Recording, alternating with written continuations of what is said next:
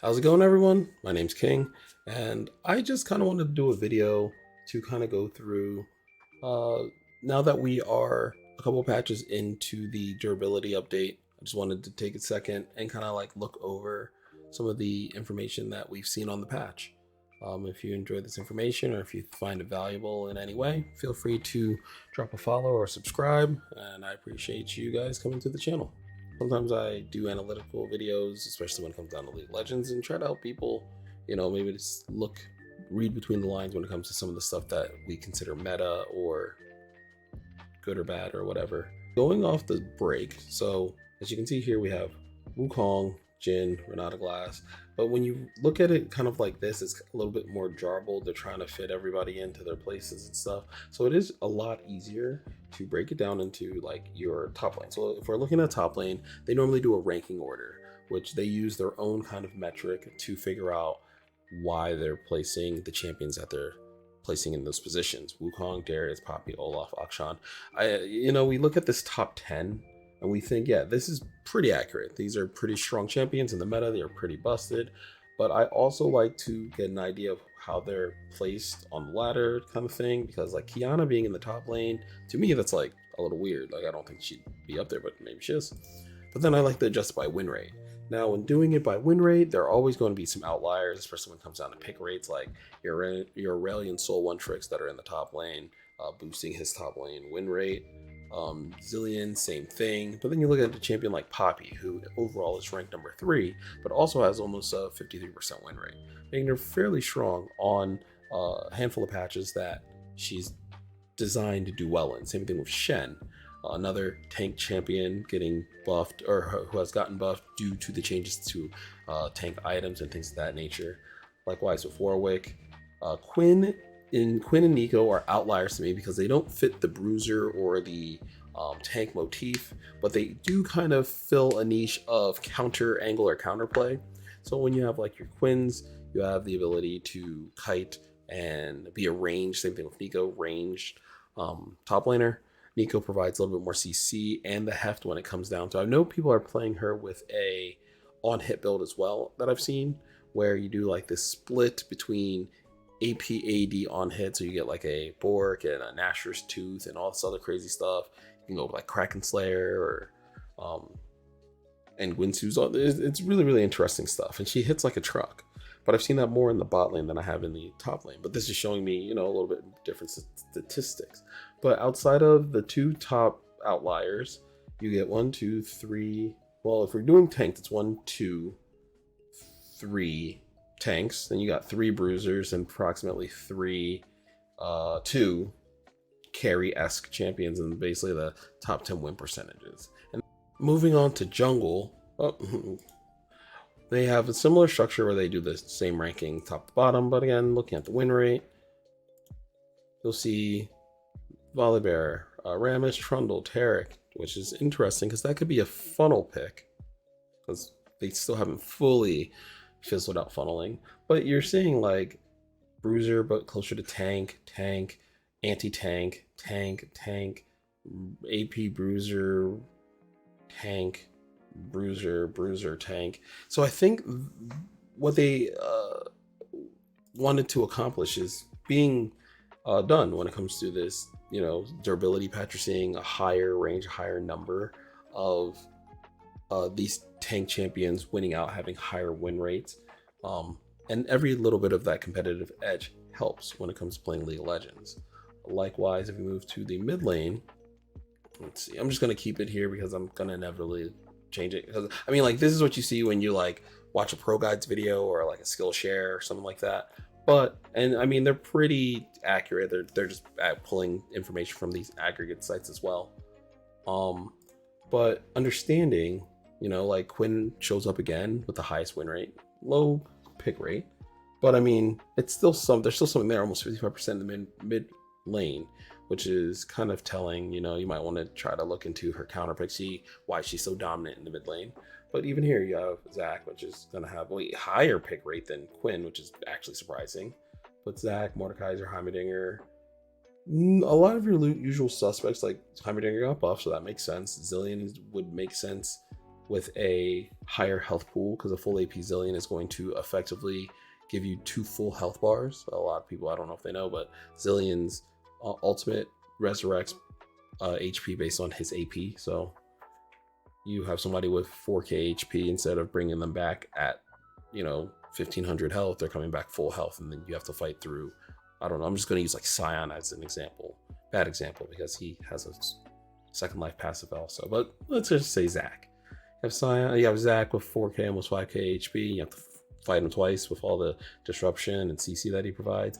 Now normally what's going to end up happening is Zillion is going to end up ulting the AD carry or the AP carry, because they're going to get like caught out and soloed or dove, since HP values are so high and there's so much mobility currently in the game, and people aren't playing Vex, people aren't playing Poppy as much.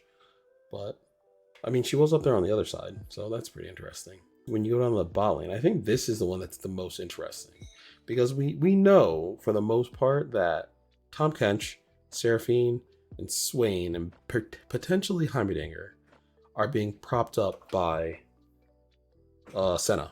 So when Riot figures out whatever they're going to do to minimize or take care of Senna, that'll be super helpful, but we just don't know just yet.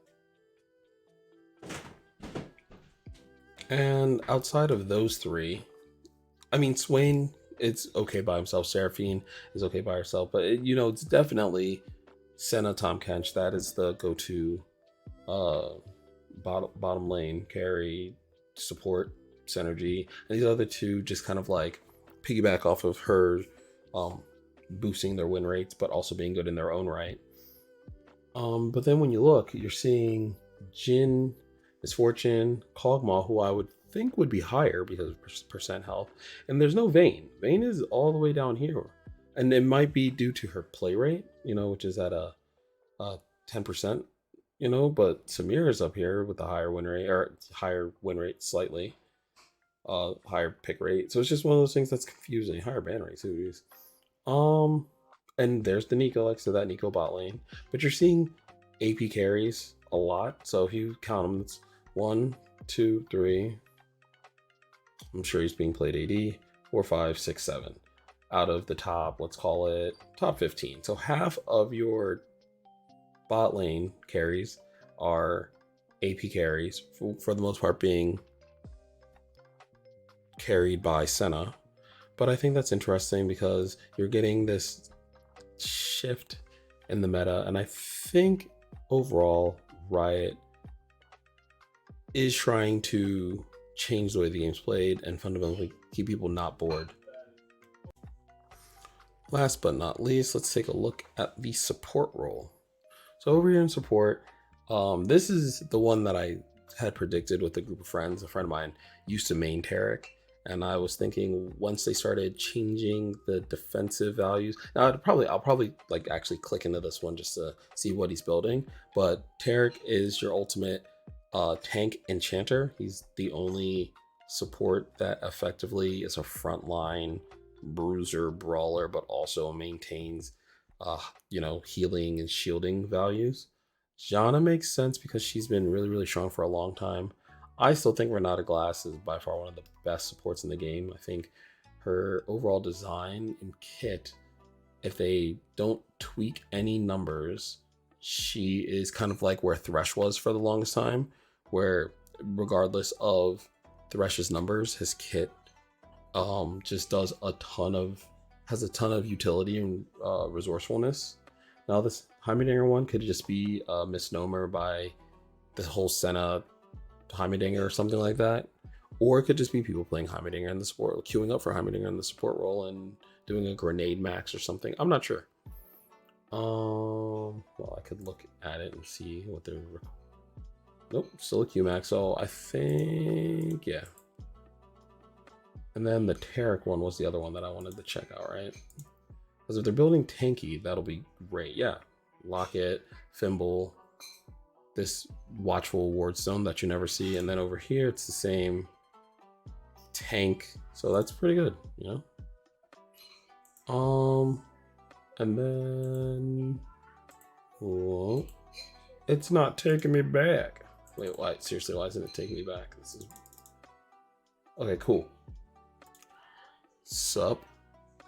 And you're seeing tanks, enchanters. I figured Soraka would be a little bit higher. Oh wait, let's fix that. Soraka's not as high. Yeah, I figured Soraka would be higher because when you have high health value champions and high health value targets, Soraka does a really, really good job of what's what I'm looking for. Like topping off their health, keeping their health up. And because the way the damage it goes in and out, it's easy to tell who you have to cast your healing abilities on. But enchanters are, I don't know, because you have Johnny here, you have Sona here, excuse me, Seraphine. So it's 50-50. I think the support role is probably the most diverse. Not super tank heavy with Amumu, Maokai, and Taric making their showings, but also not super enchanter heavy. So I'd say it's probably the most diverse. With that being said, like I said, I just want to take a second, talk to you guys and kind of get your feedback. What do you think? I kind of also wanted to just run through real quick. I guess maybe I can just do it on this, where I go to main and then go to pick. Because the other thing is, I don't think when you're looking at the win rates of these champions as well, their pick rates aren't representative, except for, you have Jin. But it's like, when you're looking at the highest pick champions, it's not a bunch of tanks, but the highest win rate champions are a bunch of tanks. So maybe that says something about people and what they want to play versus what's like good or what's dominant in the meta or whatever. But I figured I'd just drop my 2 cents, and hopefully you guys enjoyed the video. Like I said, if you did, or if you want, please leave a comment below. I'd love to hear your opinion, what you think on it, or just have a discussion when it comes to where we think the meta's going. If you're enjoying the durability patch, if you aren't, personally I'm enjoying it. I transitioned from the bot lane to the mid lane like 4 years ago, and struggled really hard to learn the role, but now I'm doing a lot better. Effectively, I just realized I should play AD carries in the mid lane, and then they gave me Lucian, and now I have Akshan, so I've done really well with that. And I think I just had to change the way I thought about the game. And on this patch and on these patches, I've been playing a lot of Swain, a lot of Akshan, and Swain benefited because I believe he had just gotten a mini rework gameplay update, and he's doing really well, and the build feels good, and because fights go longer, the durability is kind of holding there. And then the way teams are generally being constructed, okay, like I said, you're still getting certain champions that don't really make sense.